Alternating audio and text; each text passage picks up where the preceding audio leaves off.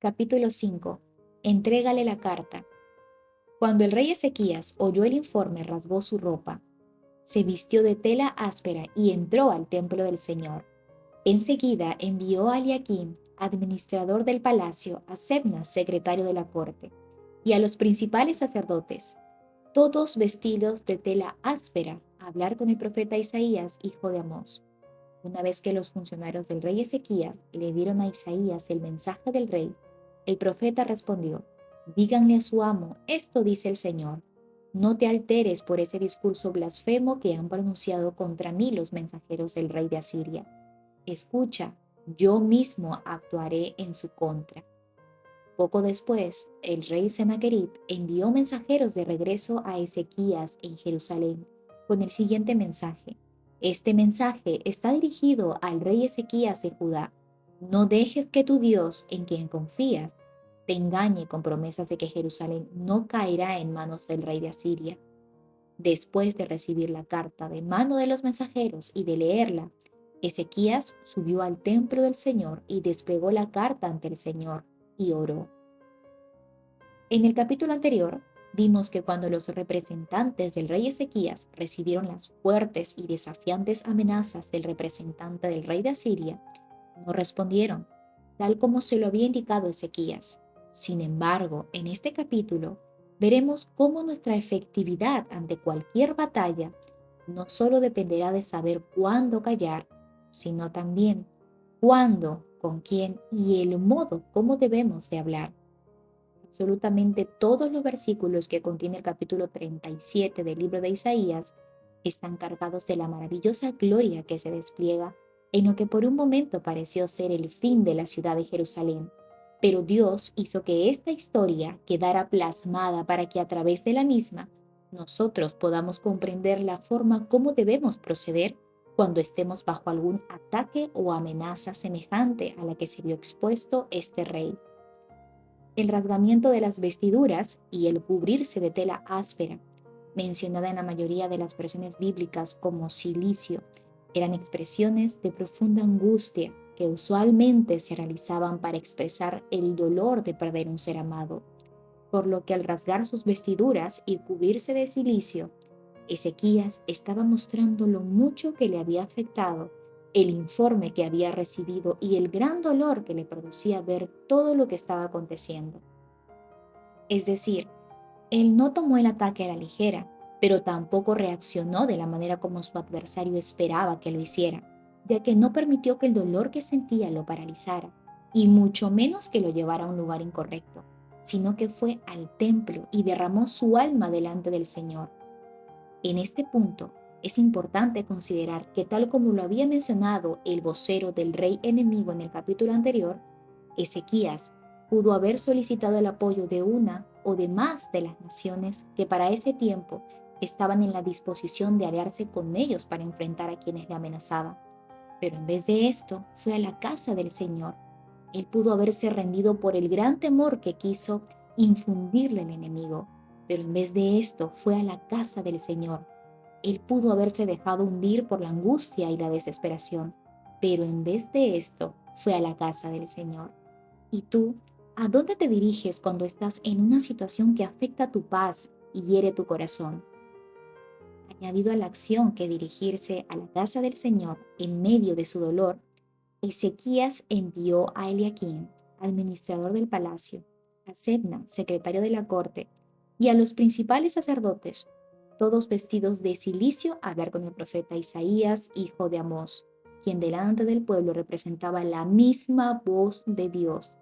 Por lo que el intimidante mensaje enviado por Sennacherib a Ezequías, en vez de derrumbarse, en vez que hizo que se aferrara como nunca al Dios en quien se envía, y cuando los funcionarios de Ezequías le dieron a Isaías el mensaje que el rey había enviado, el profeta de forma inmediata respondió: díganle a Ezequías que esto dice el Señor. No te alteres por este discurso blasfemo que han pronunciado contra mí los mensajeros del rey de Asiria. Escucha, yo mismo actuaré en su contra. En este mensaje, podemos observar que a través del profeta Isaías el Señor expresa 3 puntos específicos, que son Número 1. No te alteres por ese discurso blasfemo, con lo cual ordena a Ezequías mantener la serenidad pese a todas las humillaciones, insultos y amenazas que para ese entonces el rey había recibido por parte de la potencia enemiga. Porque a pesar de que lo que ellos habían dicho fue lo suficientemente fuerte como para intimidar, para Dios era considerado como un discurso blasfemo y nada más. 2. Que han pronunciado contra mí. Al escuchar que Dios se había tomado el asunto de forma personal, el rey Ezequías debió sentir un gran alivio, tal como el que debemos sentir nosotros por causa de las diversas promesas que tenemos acerca de la defensa y protección del Señor. Nunca tomen venganza, sino déjensela a Dios, porque así está escrito. A mí me corresponde vengarme. Yo le daré su pago a cada quien, dice el Señor. Romanos 12:19. Número 3. Yo mismo actuaré en su contra.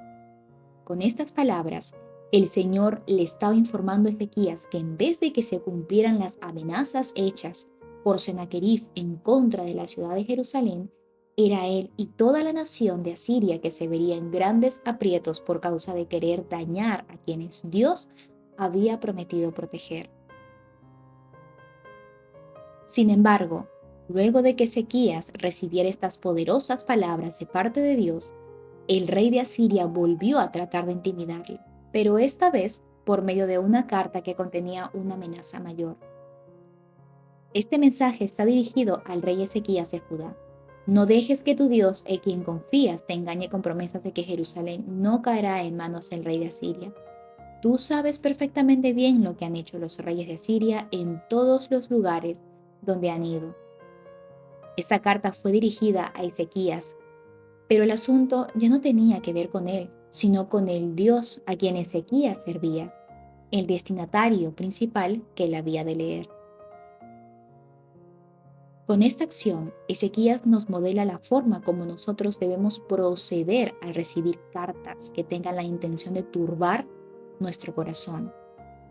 Tal como también nos exhorta el apóstol Pablo al decir: echen toda vuestra ansiedad sobre él, porque él tiene cuidado de vosotros. Primera de Pedro 5:7.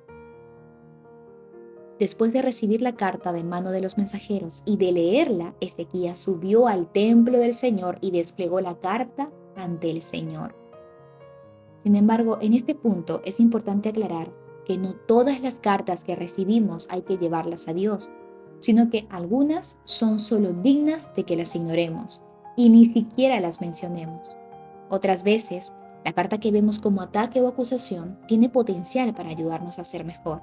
Es decir, muchos de los que ahora están leyendo esto puede que consideren alguna crítica o queja que alguien haya hecho sobre ellos como una carta que tienen que desplegar ante Dios, cuando a veces es el mismo Dios quien permite que estos señalamientos nos lleguen para que los analicemos y tomemos de estos lo necesario para corregir cualquier acción que tenga que ser corregida en nosotros. Esta ha sido una de las formas más prácticas de aplicar a mi vida y a la vida de las personas que están a mi alrededor valiosas correcciones que nos han servido de mucho en cuanto a nuestro crecimiento individual y colectivo. Para esto, tenemos lo que bien pudiéramos llamar dos canastas internas, una de desecho y otra de aprovecho, ya que hay cosas que aunque no fueron dichas de forma correcta, cuando ignoras la manera como fueron dichas, para considerar el fondo de lo que fue dicho, que es la sustancia que contiene, puede que te encuentres con contenido de mejora no pagado, que puedes aplicar para ser mejor de lo que ya eres y hacer las cosas mejor de lo que estás haciendo hasta ahora. Todo gracias a tener la capacidad de poner en la canasta de desecho lo que tengas que desechar, pero en la canasta de aprovecho lo que tengas que aprovechar. De hecho, si notamos lo que dice el texto, vemos que Ezequías leyó la carta, la llevó al templo del Señor y allí la desplegó. Él primero no la desplegó, sino que la leyó. De la misma manera, antes de apresurarte a desplegar, toma tiempo para considerar lo que contiene la carta que te ha sido enviada. y pide al Espíritu Santo que te permita ver si hay algo ahí que puedas tomar como referencia para aplicarlo a tu vida. Por lo que si actualmente has recibido alguna carta perturbadora, te invito a hacer la siguiente oración. Señor, muéstrame lo que hay aquí. Ayúdame a considerar de forma humilde lo que debo considerar de esta carta. Ayúdame a ver más allá de la forma y del tono con que se está dirigiendo a mí este remitente. Permíteme ver si tú tienes algo que decirme a través de todo esto. También permite que pueda ver lo que tenga que desechar y finalmente ayúdame a dejar en tus manos lo que deba considerar, pero no pueda manejar. Así que recuerda, en el transcurso de tu vida vas a recibir diversas cartas, algunas dignas de considerar por lo que te pueden aportar y otras dignas de ignorar, como la que en una ocasión recibió un viejo predicador, la cual ni siquiera tenía remitente, firma o dirección a la que contestar, sino que cuando él la abrió, solo vio un pedazo de papel con una palabra que decía, tonto. A la mañana siguiente, la llevó al púlpito y dijo, recibí una carta muy inusual esta semana. Nunca antes había recibido una carta donde el escritor firmara con su nombre, pero se olvidara de escribir algo más. Tal como en ese caso de este predicador, a veces lo que algunas personas dicen de ti no habla de lo que tú eres, sino de lo que ellos son. Por tanto, aprende a leer las firmas halladas en cada una de las cartas que te sean enviadas. Esto también fue lo que hizo Ezequías. Leyó la carta, entendió lo que contenía, identificó la firma y supo a quién la llevaría. Así que fue al templo con la carta y oró diciendo, Jehová de los ejércitos, Dios de Israel, que moras entre los querubines, solo tú eres Dios de todos los reinos de la tierra. Tú hiciste los cielos y la tierra. Inclina, oh Jehová, tu oído y oye. Abre, oh Jehová, tus ojos y mira, y oye todas las palabras de Sennacherib que ha enviado a blasfemar al Dios viviente. Isaías 37, 16 y 17. En cuanto a todo esto, hay algunas consideraciones que no podemos dejar de hacer y son las siguientes. Número 1. Dios reconoció a Ezequías porque actuó desde la posición que le correspondía. Una de las enseñanzas más poderosas que hallamos en esta historia es la importancia que tiene el hecho de no usurpar funciones, de no tomar un lugar que no nos corresponde y de aún cuando vamos a pedir el favor de Dios en oración, mantenernos en nuestra posición. En la antigüedad bíblica existían 3 cargos especiales y específicos que eran la del sacerdote, quien tenía como función interceder por el pueblo delante de Dios. El del profeta era la representación de Dios frente al pueblo, y el del rey que tenía a cargo guiar al pueblo conforme al consejo de Dios. Cada uno de estos cargos tenía una demarcación en cuanto a su función que no debía ser traspasada por el otro. De hecho, cuando en el verso 14 se nos dice que Ezequías subió al templo del Señor, significa que subió a los atrios del templo, porque a la parte interior solo a los sacerdotes les correspondía entrar. Y precisamente esto fue lo que no comprendió el otro rey que existió, llamado Usías, quien a diferencia de Ezequías, trató de usurpar funciones que no le correspondían. 2. El poder de la oración. Es de admirar la forma como en momento de tanta presión como la que estaba viviendo Ezequías, supo hacer uso del arma más poderosa que tenemos, que es la oración, a tal punto que el profeta Isaías le habla de parte de Dios diciendo, ya que oraste respecto al rey Sennacherib de Asiria, el Señor ha pronunciado estas palabras en su contra. Sus ejércitos no entrarán en Jerusalén, ni siquiera lanzarán una sola flecha contra ella. No marcharán fuera de sus puertas con sus escudos, ni levantarán terraplenes contra sus murallas. El rey regresará a su propia tierra por el mismo camino por donde vino. No entrará en esta ciudad, dice el Señor. Por mi propia honra y por amor a mi siervo David, defenderé esta ciudad y la protegeré. Esa noche, el ángel del Señor fue al campamento asirio y mató a 185,000 soldados de su ejército.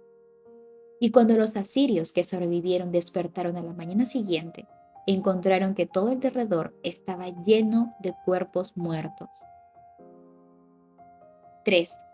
a quien clamó Ezequías. Otro aspecto digno de considerar es que cuando Ezequías oró, elevó su clamor de forma directa a Jehová de los ejércitos, ya que aunque Jehová tiene muchos otros nombres como son el proveedor, el sanador, el Dios de paz, nuestra bandera, nuestro pastor, a quien clamó Ezequías, fue a Jehová, Dios de los ejércitos, porque él y toda la ciudad de Jerusalén se encontraba bajo la amenaza de un gran ejército.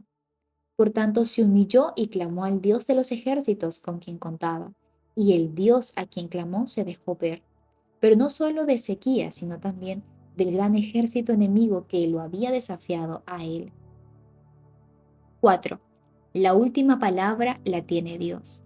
Algo que también podemos notar en esta historia es que pese a las diversas y temibles amenazas que el rey de Asiria emitió, cuando Dios habló no lo amenazó, sino que anunció a Ezequías lo que había de hacer y lo ejecutó. Porque por más fuertes que sean las amenazas que recibimos, se desvanecen como cera en el fuego cuando las llevamos en oración delante de Dios. El final del rey Sennacherib fue muy trágico, ya que murió a manos de sus propios hijos, quienes lo asesinaron mientras ofrecían sacrificio al Dios que le servía, pero que nunca le defendió. Considera esto. ¿Cuál es la forma como generalmente reaccionas cuando estás bajo amenaza? ¿Has recibido alguna carta recientemente a la que por el contenido que tiene la hayas podido aprovechar? ¿Eres de los que respetan las posiciones de los demás o reconoces que hay momentos en los que has tomado atribuciones que no te corresponden? Considera una situación determinada que estás atravesando en la actualidad y piensa a cuál de los nombres de Dios deberías apelar. Principios del capítulo. Número 1.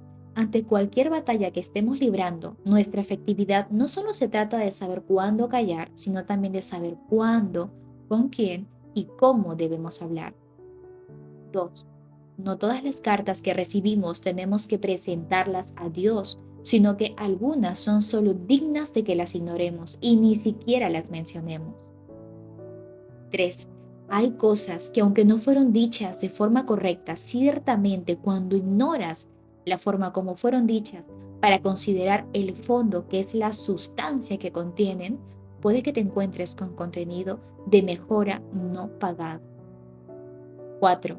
Por más fuertes que sean las amenazas que recibimos, se desvanecen como cera en el fuego cuando las llevamos delante del Dios a quien servimos. 5.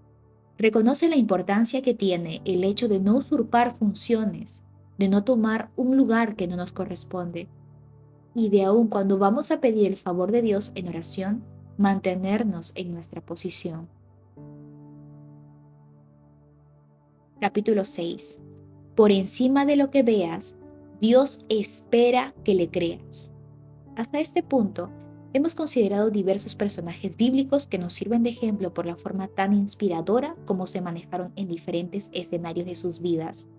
Pero luego de observar estos poderosos ejemplos, en este capítulo te compartiré un testimonio propio de un acontecimiento que tuvo lugar durante el tiempo que me hallaba escribiendo este libro. Todo comenzó cuando luego de más de un año de estar confinados por causa de la pandemia del COVID-19, se nos permitió volver a abrir las puertas del templo y nos encontrábamos en el primer día de celebración del 5º aniversario de la iglesia que el Señor nos permitió levantar en la capital de República Dominicana. Ese día, en medio de aquel glorioso jubileo, sentí cómo el Espíritu Santo habló a mi corazón diciendo: Yesenia, ¿me crees? A lo que de inmediato respondí: sí, Señor, claro que te creo. ¿Cómo no creerte luego de ver todo lo que has hecho y el modo como lo has hecho durante todo este tiempo? Al día siguiente, cuando desperté a la hora que siempre acostumbro hacerlo para llevar a cabo mi tiempo de oración, sentí otra vez como la misma voz del Espíritu Santo que me había hablado el día anterior otra vez me preguntó: Yesenia, ¿me crees? Y otra vez volví a responderle: sí, Señor, te creo y sé que siempre cumples lo que dices que vas a hacer. Aquella mañana, mientras oraba, pude sentir de manera muy firme y precisa cómo el Señor plasmaba en mi corazón dos proyectos muy grandes, mucho más grandes que en lo que mi capacidad humana hubiese podido alcanzar. Pero eso no me atemorizó, ya que por más de una vez había visto la manifestación gloriosa de Dios en todo lo que Él nos había ordenado hacer y todo cuanto habíamos hecho hasta este tiempo.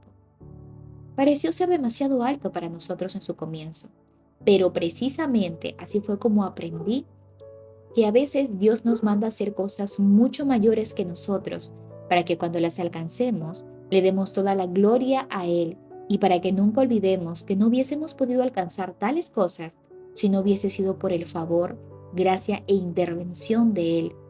Así que una vez había recibido la instrucción de lo que el Señor deseaba que hiciéramos. No me atemoricé, sino que dije, amén Señor, si eso es lo que quieres, eso es lo que exactamente vamos a hacer. Sin embargo, la duda y la presión quisieron asaltar mi corazón cuando el Señor me hizo saber que el asunto no sería dentro de años, sino que debíamos lanzarlo en aquel mismo tiempo. Fue ahí cuando mi corazón se estremeció porque para la realización de cada uno de esos proyectos íbamos a necesitar grandes sumas de dinero con las que no contábamos y porque además nos encontrábamos bajo los efectos de una pandemia que permanece hasta el momento.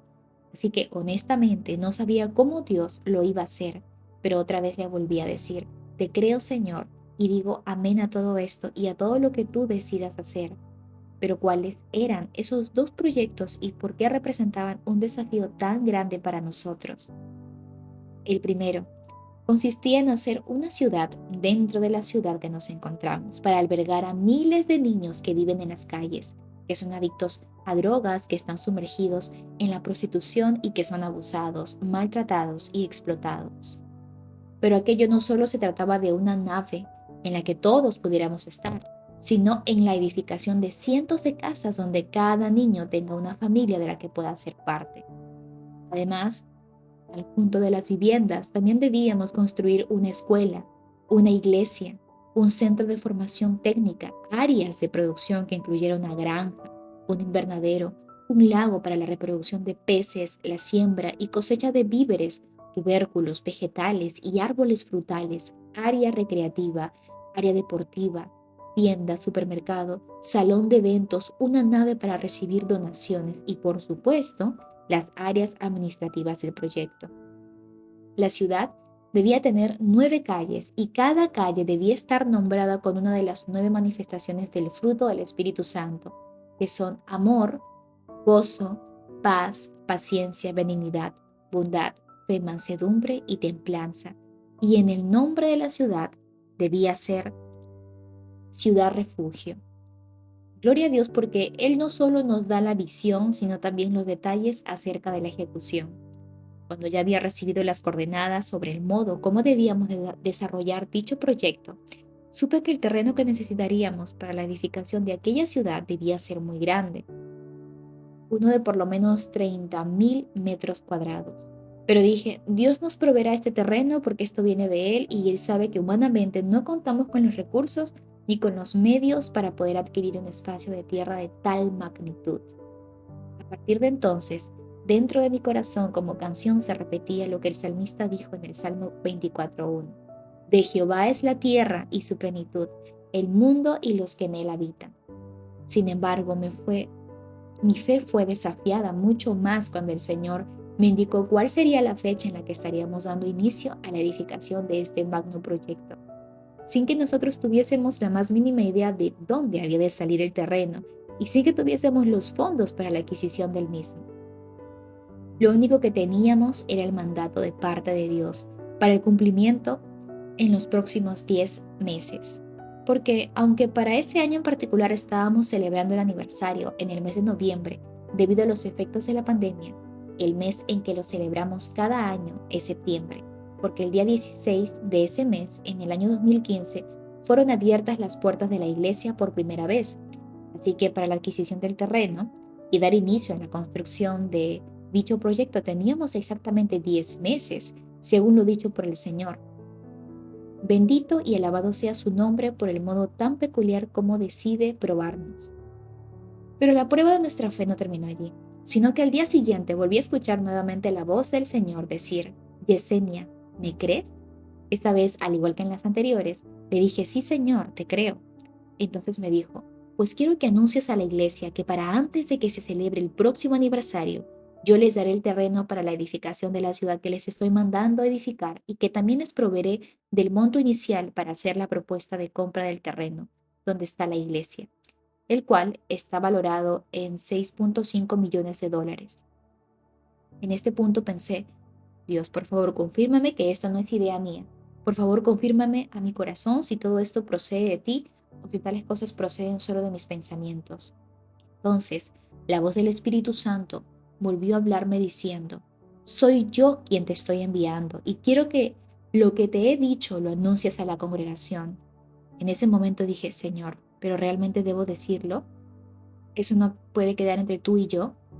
Pero el Señor me dijo, si verdaderamente confías en lo que te revelé, entonces atrévete a hacer público el hecho de que me crees. Así que anuncié a la iglesia lo que había recibido de parte del Señor.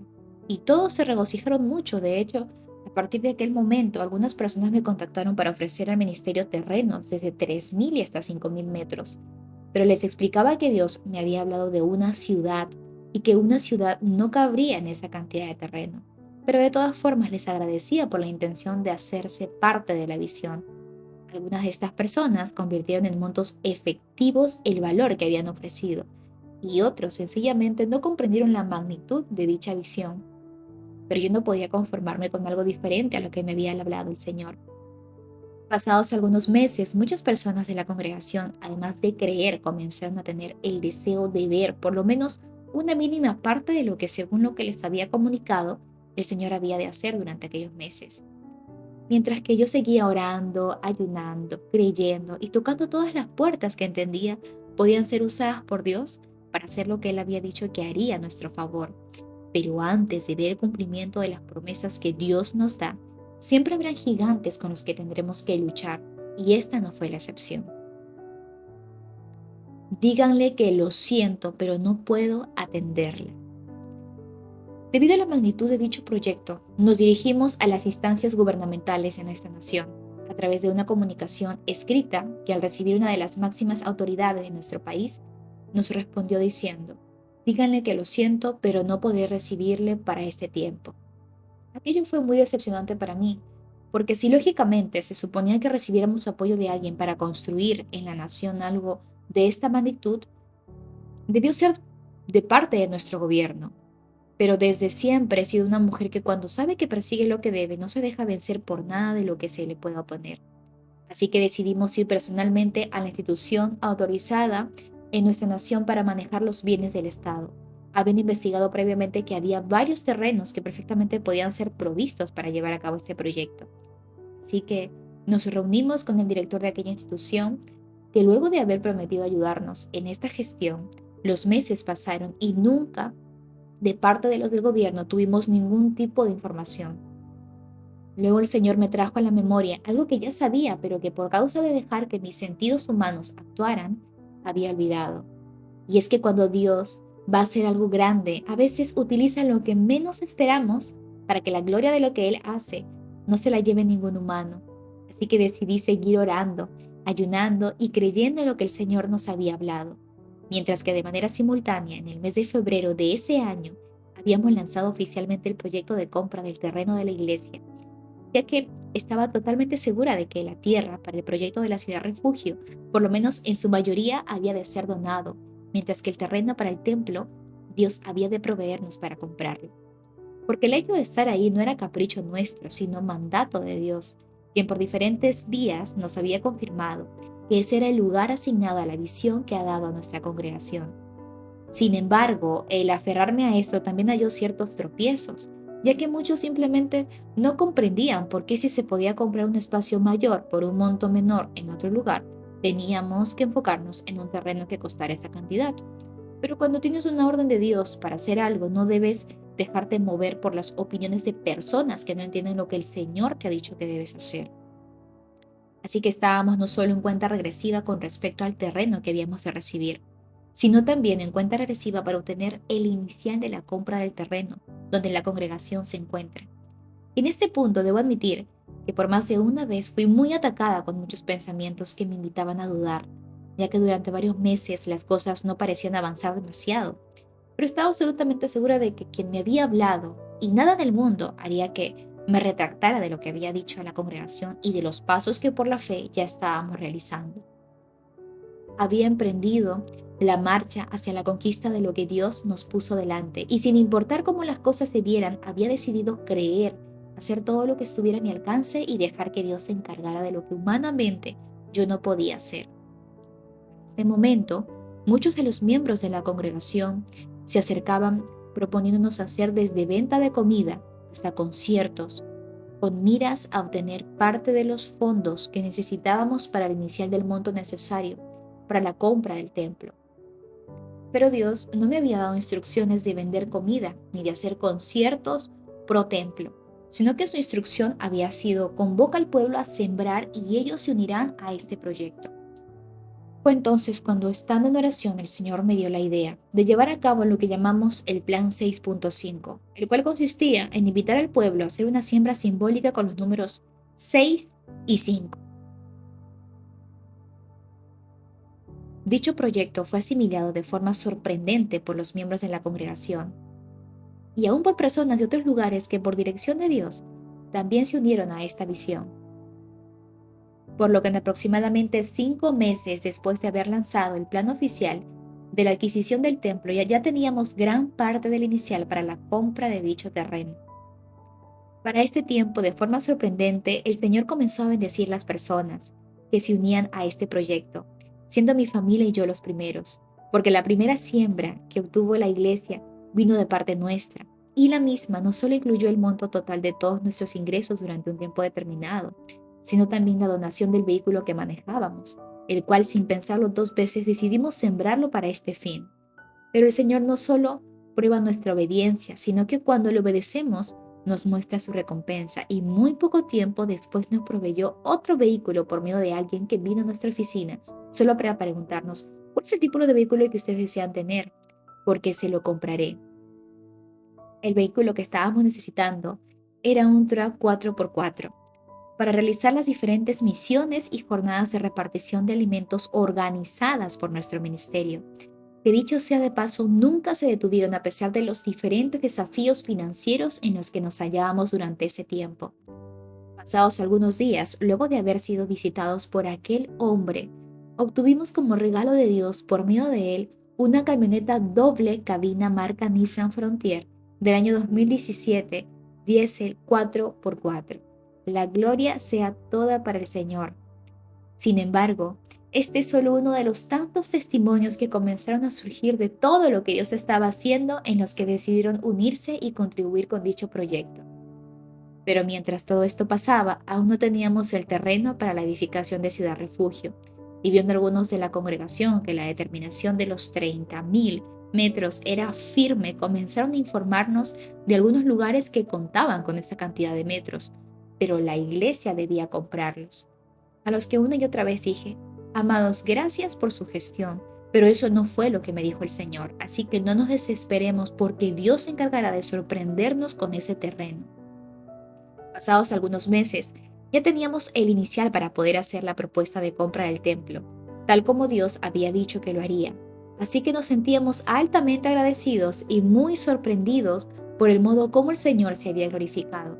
Pero los días de anunciar la celebración del próximo aniversario habían llegado y el anuncio del mismo estaba siendo pasado en cada uno de los servicios. Pero aún la iglesia no había visto la manifestación de lo que Dios había dicho con relación al espacio de tierra para la edificación de Ciudad Refugio.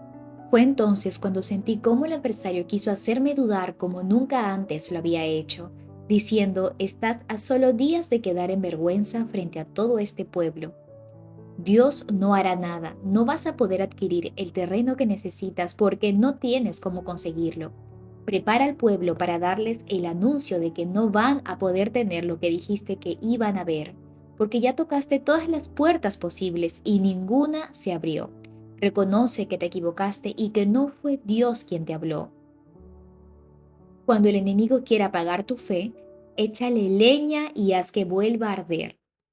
Desde que le entregué mi vida a Dios cuando tenía apenas 16 años, he sido testigo del poder que tiene la fusión de 2 de las armas espirituales más poderosas que menciona la Biblia, que son el ayuno y la oración.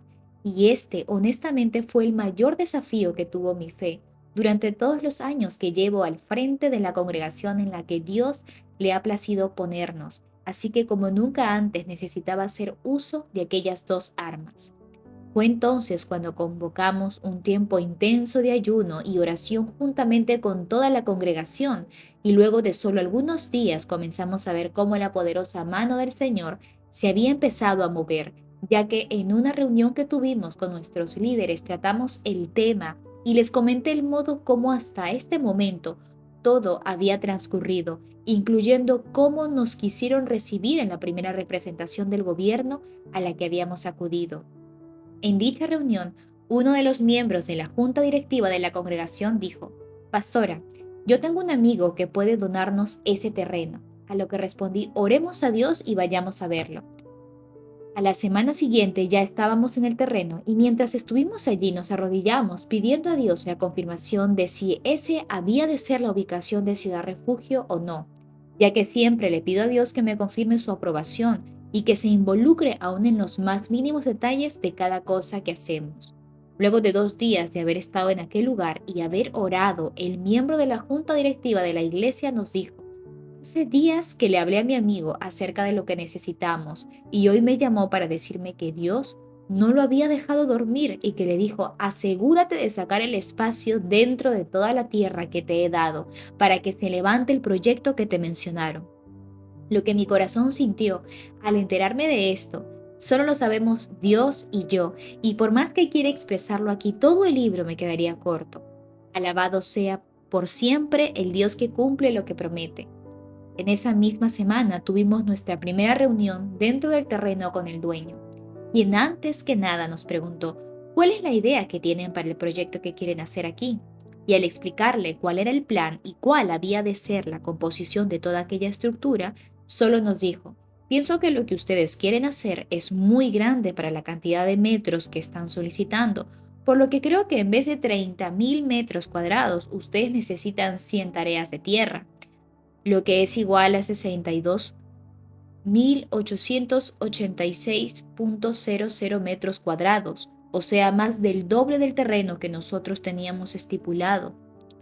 ¡Cuán maravillosas son las obras del Señor! Sobre esta cantidad de metros, el dueño del terreno se comprometía a donar una gran parte y por la otra parte la iglesia le pagaría un monto simbólico en comparación al costo real del metro de tierra en la ubicación que se encuentra dicho terreno. Aquel día sentí como si todo lo que estábamos esperando que pasara hubiese estado detrás del telón de Dios, perfectamente preparado y listo, y que la única razón por la que no lo habíamos visto era porque para ese preciso momento todo había sido programado por el Señor. Cuando el enemigo no te puede detener con los de afuera, tratará de detenerte con los de adentro. Una vez que Dios ya nos había guiado hasta ese punto de esta gran victoria, faltaba dar un paso muy importante para nosotros, como ministerio, y era el de convocar la junta de abogados de la congregación para que evaluaran la compra, los cuales inmediatamente iniciaron su gestión y comenzaron a hacer las debidas investigaciones con relación a la condición del terreno. En ese punto del camino, las cosas se complicaron tanto que sentimos que absolutamente todo había vuelto al punto cero, debido a que ese terreno, al momento de ser adquirido por la iglesia, estaba en el proceso de titulación y teníamos el inconveniente de que según las instituciones pertinentes en el manejo de estos casos, se le podía aumentar el precio hasta 3 veces más a la hora de titularse, y esto por supuesto no era algo que a la iglesia le convenía, debido a que aunque la parte que tuvimos que pagar tuvo un costo simbólico, a la hora de titular existía la posibilidad de vernos obligados a pagar la alarmante cifra del costo real triplicado de dicho terreno. Por lo que volvimos a reunirnos con el dueño, quien en aquella reunión nos dijo: bueno, si al momento de que se le entregue el título el terreno aumenta demasiado, yo como el que les está cediendo la tierra puedo pagar una parte del excedente. Pero eso no era lo que me había dicho el Señor. Así que luego de terminada aquella reunión, volví a orar diciendo: Dios, por favor, no permitas que la manifestación exacta de lo que tú has dicho que vas a hacer con esto sea afectada en ninguna forma. Señor, por favor, acuérdate de lo que tú dijiste porque todas las cosas son tuyas y esta iglesia es tu iglesia y ha creído fielmente a lo que tú has dicho. Dios mío, por favor, ayúdanos porque entrar en este tipo de acuerdos sin saber con lo que tengamos que lidiar más adelante no es el modo como tú has dicho que has de manifestarte. Pasados unos 4 días, otra vez, fui contactada por la persona que Dios había usado como puente en todo este proceso, quien en esta ocasión me dijo: Pastora, el propietario del terreno me acaba de contactar para decirme que usted no se preocupe por nada, que él cubrirá cualquiera que sea el excedente y que también ha recibido orden de Dios para cubrir todo el proceso de titulación.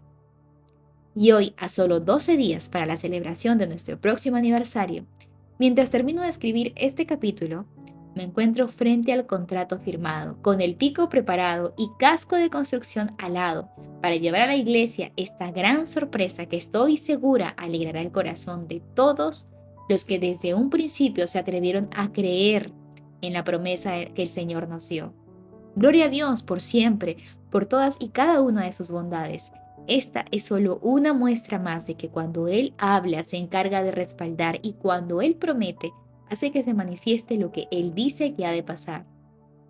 Así que la iglesia ya tiene el terreno y en este punto del trayecto volvemos a afirmar que le creemos a Dios y que sabemos que Él nos ayudará a edificar esta gran ciudad exactamente como Él ha dicho que lo hará. Finalmente, con este testimonio, espero que tu nivel de fe aumente y que tu confianza en el Señor nunca mengue, porque Dios es fiel y aunque el hombre falle, Él nunca nos fallará. Dios no es hombre para que mienta, ni hijo de hombre para que se arrepienta. Él dijo y no hará, habló y no lo ejecutará. Números 23:19. Considera esto. ¿Alguna vez has recibido alguna instrucción de parte del Señor que no te atreviste a llevar a cabo por causa del miedo? ¿Es tu fe tan fuerte como para seguir creyendo en lo que Dios te dijo aun cuando todo parece estar al revés? ¿Cuáles son los principios, cuáles son los principales obstáculos con los que te encuentras a la hora de emprender algo? ¿Y cuál es el modo como actúas para derribarlos? Principios del capítulo. A veces, Dios nos manda a hacer cosas mucho mayores que nosotros, para que cuando las alcancemos, le demos toda la gloria a Él, y para que nunca olvidemos que no hubiésemos podido alcanzarlas si no hubiese sido por el favor, gracia e intervención de Él. Antes de ver el cumplimiento de las promesas que Dios nos da, siempre habrá gigantes con los que tendremos que luchar. Cuando Dios va a hacer algo grande, a veces utiliza lo que menos esperamos para que la gloria de lo que Él hace no se la lleve ningún humano. Cuando el enemigo no te puede detener con los de afuera, tratará de detenerte con los de adentro. Cuando Dios habla, Él se encarga de hacer lo que se manifieste, aquello que nos promete. Capítulo 7. La realidad versus la verdad. Absolutamente todo el contenido que he compartido contigo hasta este punto ha tenido la finalidad de equiparte para que seas alguien tan firme y constante que puedas continuamente vencer aquello que intente vencerte a ti. Pero nuestra misión con este escrito no estaría completa de no haber presentado la historia que verás a continuación y la que de seguro te será de mucha edificación.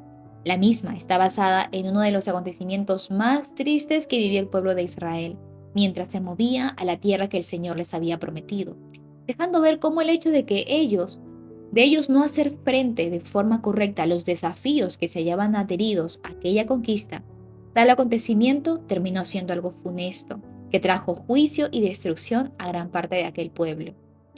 Pero ¿por qué considero que este capítulo va a complementar lo que hasta ahora has leído? Porque así como el pueblo de Israel se vio frente a aquellos grandes retos mientras se dirigían hacia lo que Dios les había prometido, es muy posible que tú también te estés moviendo hacia ciertas cosas que, aunque son promesas de Dios para ti, se encuentren acompañadas de grandes retos y enormes desafíos. Dicho esto, lo primero que quiero resaltar es que existe una marcada diferencia entre lo que Dios en su voluntad perfecta desea que hagamos y lo que en su voluntad permisiva Él nos permite hacer. Lo que aquí veremos es accionar basado en voluntad permisiva, donde los involucrados, en vez de aferrarse a la fe, decidieron dejarse arrastrar por la vista y tuvieron que enfrentar las tristes consecuencias de dicho acto. Entonces les dije, hablando Moisés, han llegado al territorio montañoso de los amorreos, el cual el Señor nuestro Dios nos da. Miren, el Señor su Dios ha puesto esta tierra delante de ustedes. Vayan y tomen posesión de ella como les dijo en su promesa el Señor, Dios de sus antepasados. No tengan miedo ni se desanimen. Sin embargo, todos ustedes se acercaron y me dijeron, primero enviemos espías a que exploren la tierra por nosotros. Ellos nos aconsejarán cuál es la mejor ruta para tomar y en qué aldeas entrar. Deuteronomio 1, versículos 20 y 22. Dios había prometido al pueblo de Israel que les entregaría como heredad una tierra muy especial de la cual fluía leche y miel, y la que a pesar de estar habitada por otros pueblos, Dios había dicho que se la entregaría a ellos.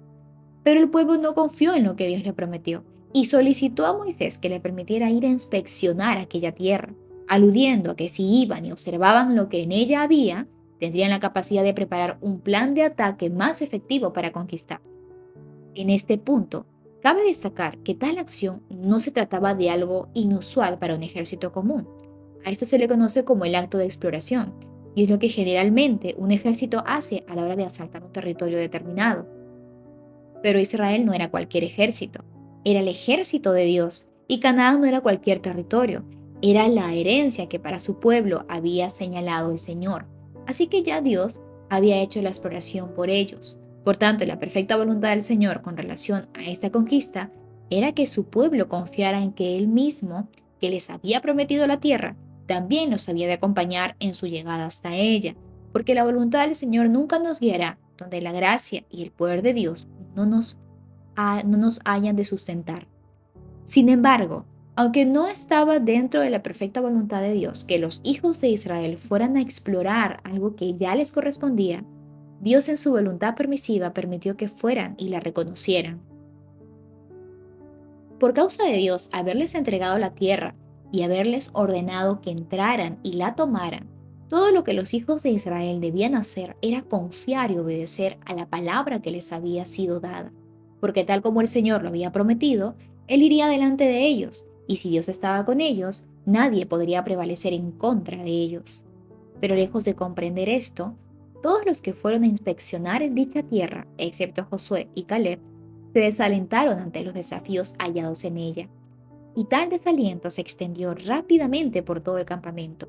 Cuando los 10 espías presentaron su informe basado en los obstáculos y no en las promesas que ellos tenían de parte de Dios, por lo que en vez de hacer memoria de todos los hechos maravillosos que para entonces el Señor había hecho a favor de ellos, se llenaron de incredulidad e hicieron que el pueblo tampoco creyera en lo que Dios había dicho que haría con ellos.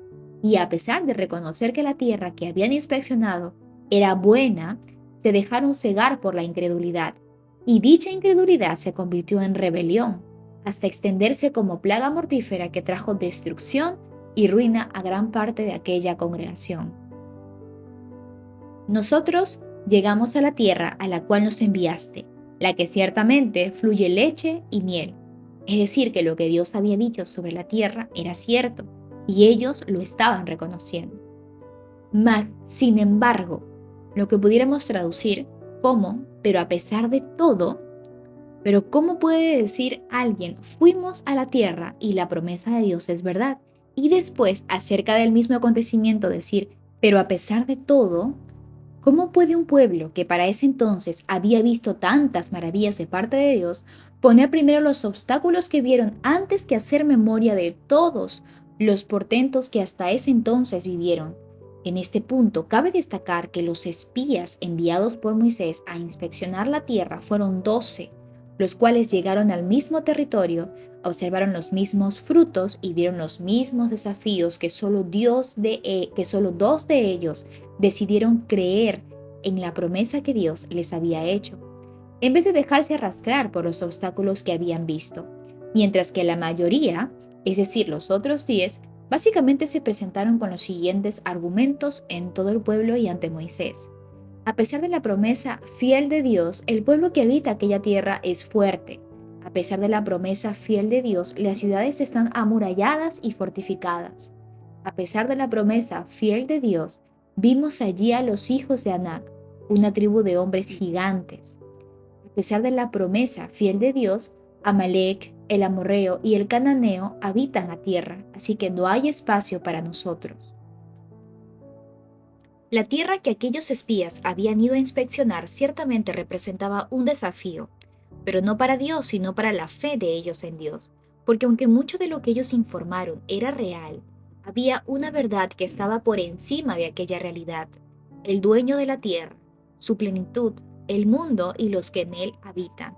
Había dicho que se la había de entregar, y precisamente a esta verdad fue la que Josué y Caleb se decidieron aferrar, porque aunque era real desde la perspectiva humana que los pueblos que habitaban la tierra eran más fuertes que ellos, Josué se aferró a la siguiente verdad: nosotros nos lo comeremos como pan. Versículo 14 y 9.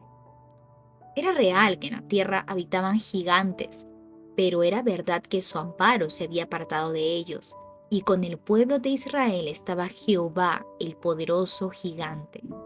Era real que las ciudades estaban amuralladas, pero era verdad que Dios les había dado aquella tierra por heredad.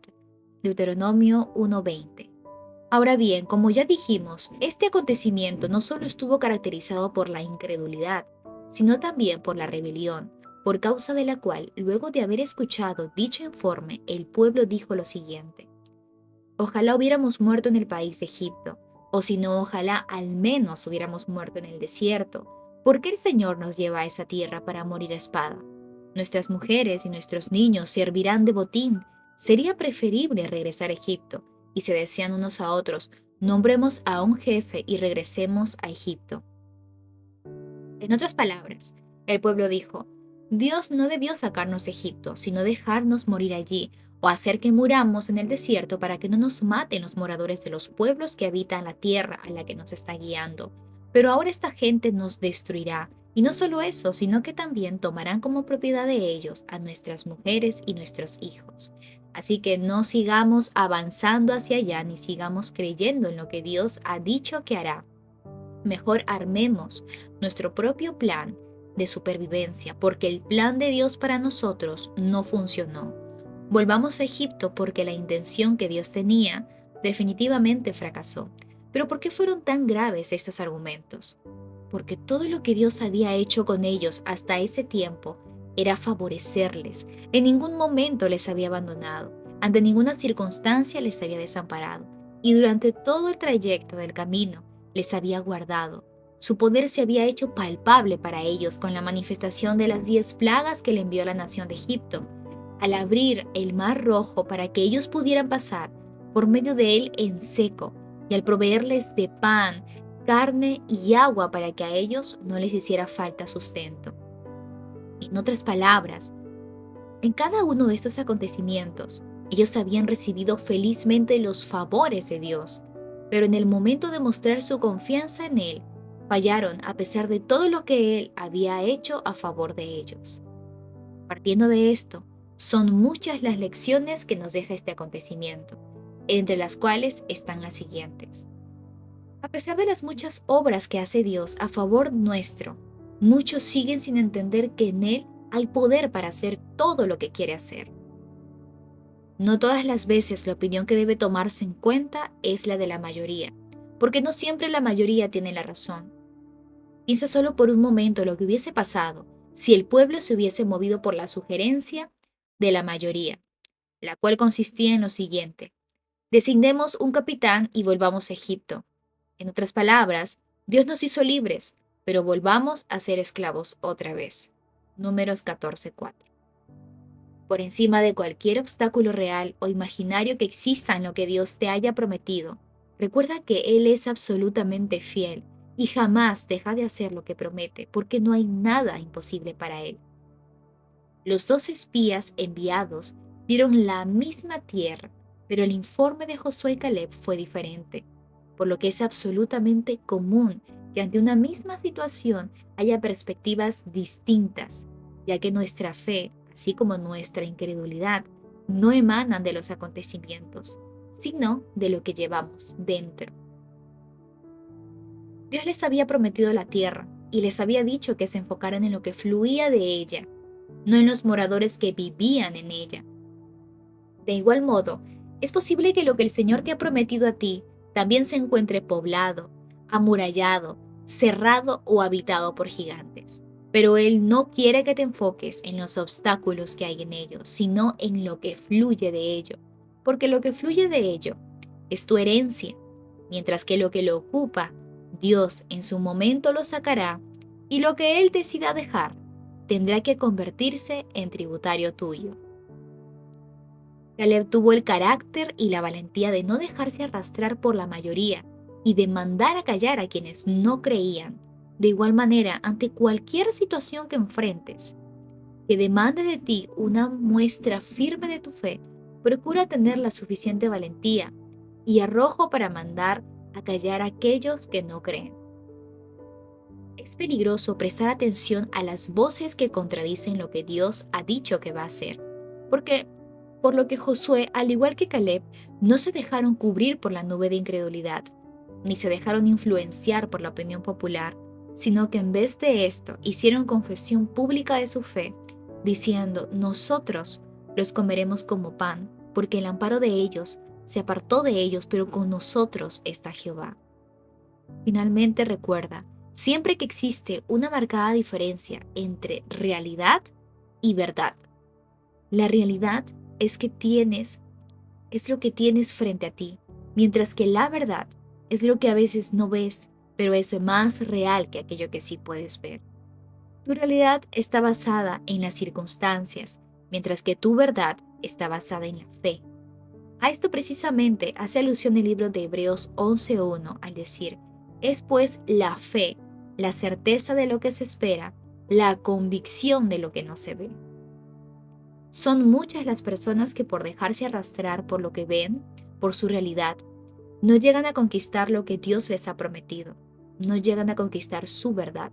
Y precisamente esto es lo que va a determinar si te estancas por causa de los diversos retos y desafíos que enfrentas, o si le pasas por encima a cualquiera que sea la realidad que tengas de frente.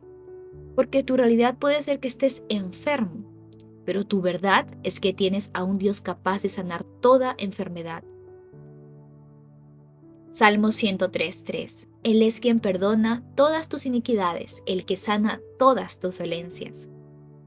Tu realidad puede ser que te falten ciertas cosas, pero tu verdad es que tienes diversas promesas de provisión de parte del Señor, entre las cuales está esta. Salmo 37:25. Joven fui y he envejecido, y no he visto justo desamparado, ni su descendencia que mendigue pan. En tu realidad, puede que te sientas estancado, pero tu verdad es que tienes a un Dios que nunca deja por la mitad lo que ha comenzado. Filipenses 1:6. Estando persuadidos de esto, que el que comenzó en vosotros la buena obra, la perfeccionará hasta el día de Jesucristo. En tu realidad puede que estés cansado, pero en tu verdad Dios promete darte las fuerzas necesarias para que cumplas con aquello que Él te ha encomendado. Pero tú aumentarás mis fuerzas como las del búfalo, seré ungido con aceite fresco. Salmo 92:10. En tu realidad puede que tus hijos se encuentren en un estado de rebeldía, pero en tu verdad tienes promesas de parte de Dios de que tú y tu casa le servirán al Señor. Hechos 16:31. Cree en el Señor Jesús y serás salvo tú y toda tu casa. En tu realidad, puede que ciertas cosas que has vivido te hagan sentir fracasado, pero tu verdad es que todo obra para bien a aquellos que según el propósito eterno de Dios son llamados. Romanos 8:28. Es hora de que dejes de ver lo que tienes al frente, la realidad, y sincronices lo que haces, lo que dices y lo que sientes con lo que el Señor te ha dicho, con su verdad. Hoy es el mejor día para dejar de turbarte por lo que ves y comenzar a caminar conforme a lo que crees, porque lo que Dios te prometió que va a hacer es mucho más veraz que lo que ahora puedes ver. Por tanto, no es que no eres lo que Él dijo que eres, sino que mucho de lo que según el plan de Dios ya eres, solo será revelado cuando tengas un carácter firme y determinado para creer y vivir conforme a lo que Él ha hablado. Segunda de Corintios 4, 18. No mirando nosotros las cosas que se ven, sino las que no se ven, pues las cosas que se ven son temporales, pero las que no se ven son eternas. Si te enfocas en tu realidad, no podrás aferrarte a tu verdad. Y justo eso fue lo que aconteció con el pueblo de Israel, a quien Moisés dijo: el Señor nos ha entregado la tierra. Esa es una verdad. Pero el pueblo dijo: tenemos que ir a reconocerla. Es decir, queremos ver la realidad. Esta historia nos muestra que es peligroso buscar medios para satisfacer nuestra incredulidad, ya que muy a menudo, cuando tenemos tanta necesidad de ver, es porque generalmente estamos dudando de lo que Dios ha dicho que va a hacer. Sin embargo, espero que no me malinterpretes, porque todos anhelamos ver lo que Dios ha dicho que va a hacer, pero es importante recordar que a toda promesa recibida de parte de Dios le llegará el tiempo de su manifestación, y el hecho de querer que tales promesas se revelen antes del tiempo indicado según el reloj de Dios puede hacernos cometer errores funestos, tal como los que cometió este pueblo al dejarse mover por los obstáculos que vieron en vez de aferrarse a las promesas que recibieron. La triste consecuencia que vivieron aquellos 10 espías y todos los que creyeron al informe emitido por ellos fue la muerte. Mientras que solo Josué, Caleb y los hijos de los que habían muerto pudieron ser testigos del cumplimiento de la promesa que Dios les había dado cuando llegaron a su destino.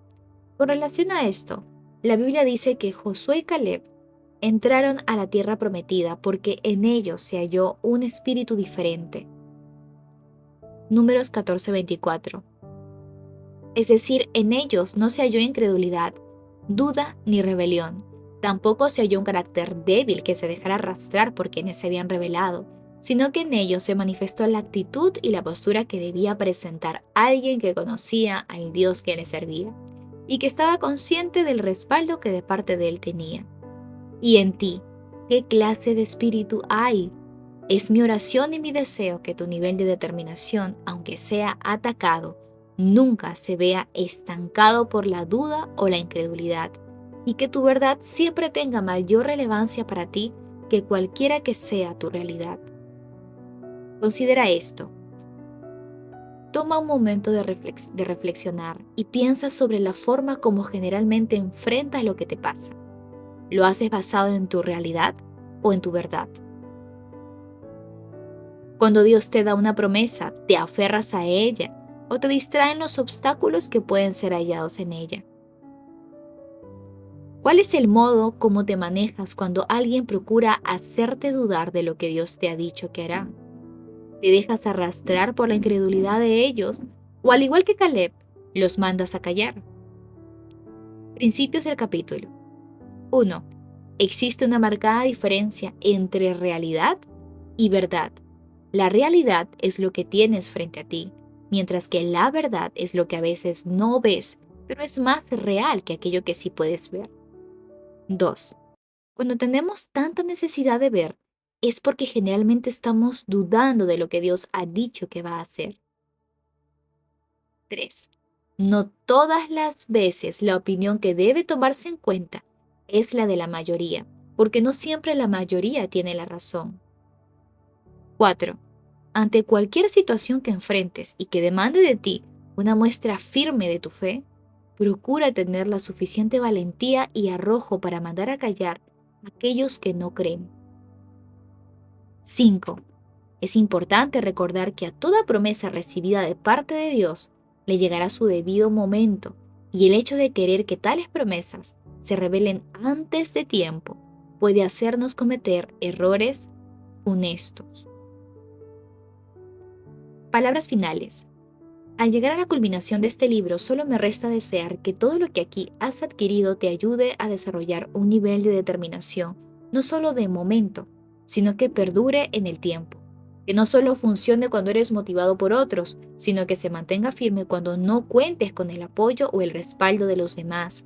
Que no solo sirva para sustentarte mientras alcanzas eventos, sino que te ayude a mantenerte enfocado mientras desarrollas una vida basada en el más importante de los procesos que puedas emprender, que es el de enfocarte en ser todo lo que en el favor y gracia de Dios contigo puedes llegar a ser. Que el abrazo del Todopoderoso te sostenga, que su Santo Espíritu te direccione y que su favor y gracia nunca se aparten de ti, para que puedas vencer en su nombre todo lo que intente vencerte a ti, porque fuiste diseñado no solo para vivir, sino para cumplir con esa misión específica que te fue dada y que solo tú la puedes llegar a cumplir del modo como te fue asignado. Pido que Dios les abra la mente para que vean y sepan lo que Él tiene preparado para la gente que ha llamado.